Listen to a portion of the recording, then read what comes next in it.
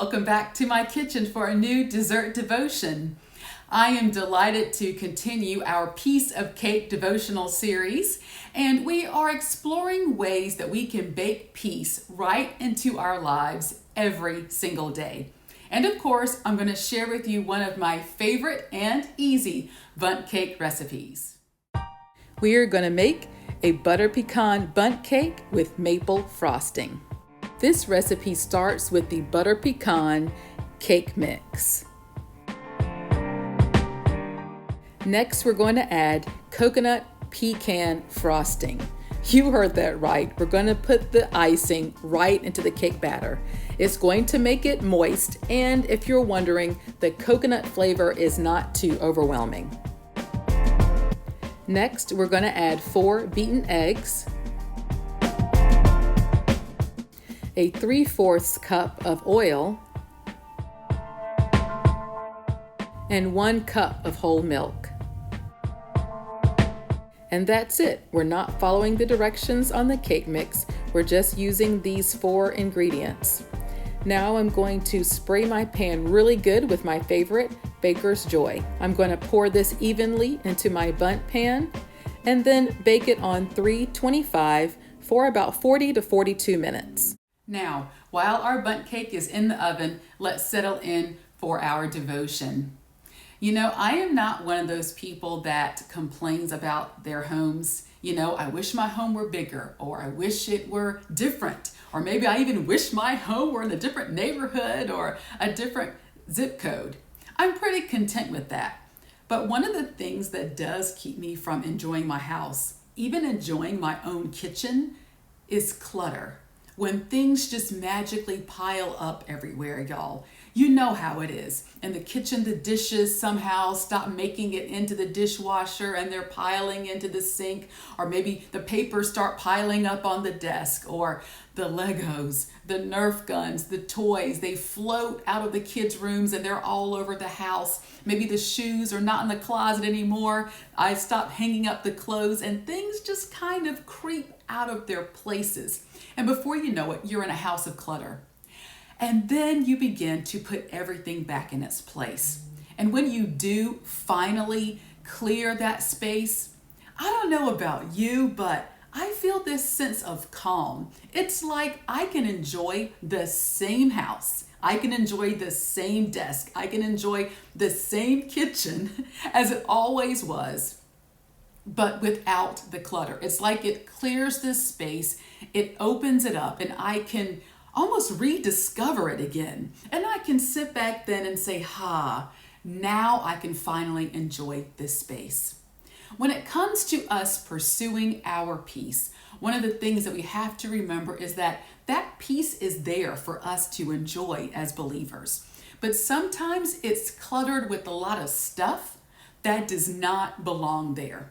Your worry does not belong there. Your anxiety does not belong there. Your sleepless nights does not belong there. Those pessimistic thoughts about those self-defeating thoughts about the future, they don't belong there. What does belong there is simply that peace and resting in God. And so I want to read to you from 1 Peter, because once we realize that those things are cluttering up our peace so that we can't enjoy the life that we're intended to enjoy, well, what do we do about it? In 1 Peter and the 5th chapter and the 6th and 7th verses, it reads, "Humble yourselves, therefore, under the mighty hand of God, so that he may exalt you in due time. Cast all your anxiety on him, because he cares for you."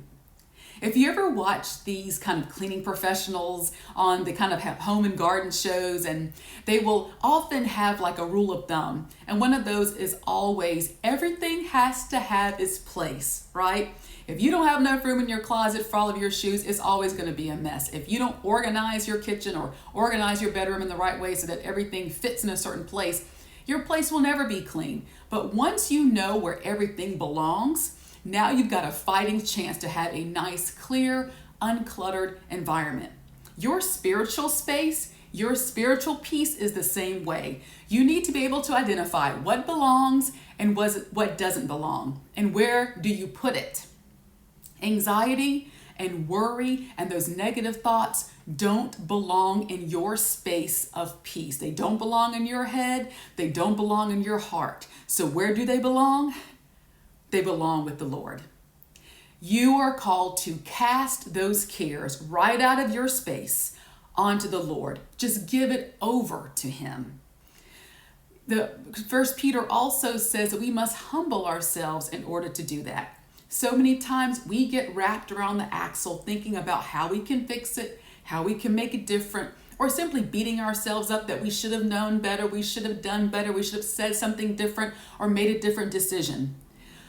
But in humility, we realize that we are never going to figure that out. You've been rummaging this thought through your head for a while now. How has that worked out for you? It's time to practice that humility and say, God, I haven't figured it out yet, and I know that I won't without your help. So I'm just going to cast this on to you. And once we have that humility and that faith to cast those worries and those fears and those heavy burdens and cares, all of them, onto the Lord, then just like having that clean house feeling, we can sit back and see that our peace has finally been uncovered. And now we have rediscovered it and we can enjoy it all over again. Amen. My cake is a beautiful golden brown, and while it's cooling, we are going to make the maple frosting. This recipe starts with 2 sticks of softened butter, and I'm going to mix with that a 1/3 cup of pure maple syrup. Then I'm going to add 1 teaspoon of maple extract. Then we're going to add 3 to 4 cups of powdered sugar. It really just depends on how stiff you want the icing to be. I want mine to be kind of stiff because I'm going to take it and place it in a piping bag to put over my pound cake. If you want a thinner icing, you can add less sugar, or towards the end, you can always add a little bit of milk or heavy whipping cream to make it thinner if you want it to be pourable, like a thick glaze. So now that I have my icing in my piping bag, I'm actually making this cake for my husband's birthday, so I'm just going to put a little bit of icing on top. He's definitely one of those people that doesn't like their cake to be overwhelmed by icing. And then I'm going to finish off my cake with a few chopped pecans.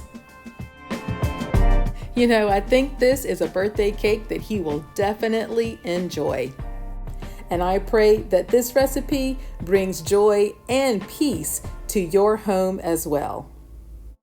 Thanks for joining me for another dessert devotion. Enjoy all the great recipes of my Piece of Cake devotional series at DessertDevotion.com.